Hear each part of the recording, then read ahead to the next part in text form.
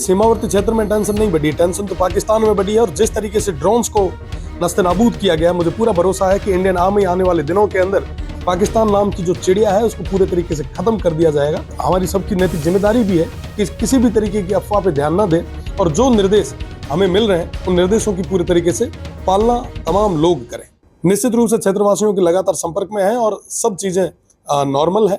और साथ ही साथ प्रदेश की सरकार, केंद्र की सरकार पूरी संवेदनशील है और तमाम लोगों को लेकर चिंता भी जाहिर कर रही है।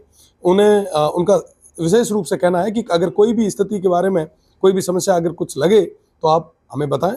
और पूरे तरीके से केंद्र सरकार, राज्य सरकार और इंडियन आर्मी सब तैयार हैं और सिविलियंस भी जो बॉर्डर पे रहते हैं वो पूरे तरीके से इस देश के लिए सब कुछ गुजरने के लिए भी तैयार है। मैं आमजन से यही निवेदन करना चाहूँगा कि जो भी निर्देश अपने को मिल रहे हैं, चाहे ब्लैकआउट के हो, तमाम चीज़ों के हो, हमें पूरे तरीके से उनको फॉलो करना है।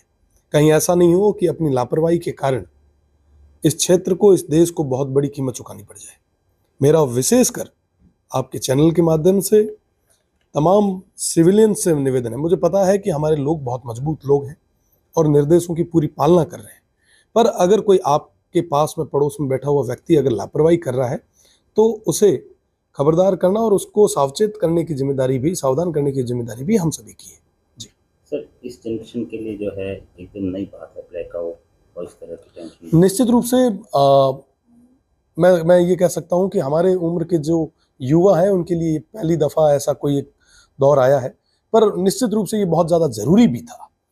पहलगांव के इस कायराना हमले के बाद अगर हम मुंह तोड़ जवाब नहीं देते तो कुछ और लोगों की भी हिम्मत हो जाती कि इंडिया की तरफ देखें। पर आज और कल ये जो हमले हो रहे हैं, जो जवाबी कार्रवाई धुआंधार हो रही है, निश्चित रूप से भविष्य में कोई भी देश भारत की तरफ आंख उठाने से पहले 4 बार सोचेगा। और मैं आपके चैनल के माध्यम से भारतीय सेना के जो जवान हैं उन्हें सैल्यूट करता हूं और उनकी हिम्मत को दाग देता हूं। निश्चित रूप से हर एक चीज़ का मुंह तोड़ जवाब देने के लिए हमारी भारत की सेना तैयार है।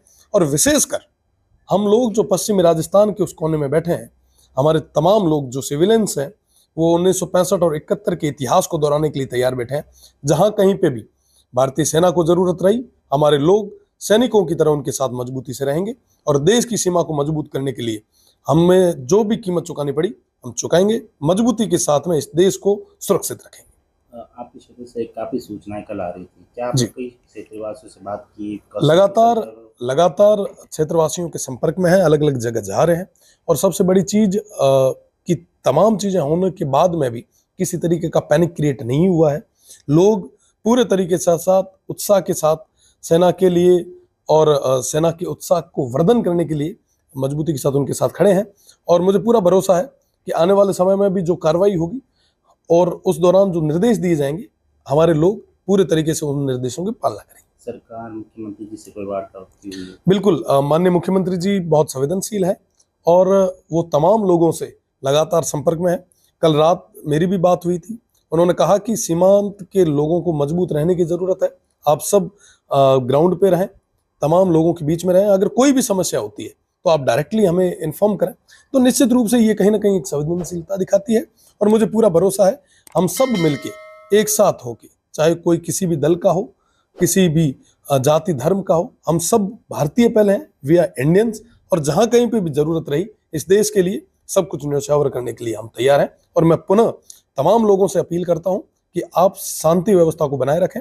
जो भी निर्देश आपको मिल रहे हैं आप पूरे तरीके से उसकी पालना करें। अगर कोई लापरवाही कर रहा है तो आपकी जिम्मेदारी है कि आप उसको सावधान करें।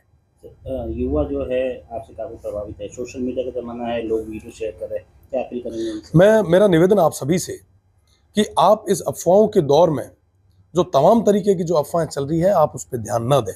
और जो अफवाह कोई चला रहा है आप उसे जवाब दें। कोई भी चीज़ चलाने से पहले उसकी ऑथेंटिसिटी को जरूर चेक कर लें, कहीं आपकी एक अफवाह के कारण हमारे देश का कोई नुकसान ना हो। भारतीय सेना का हौसला अफजाई करें, तमाम लोगों का हौसला अफजाई करें।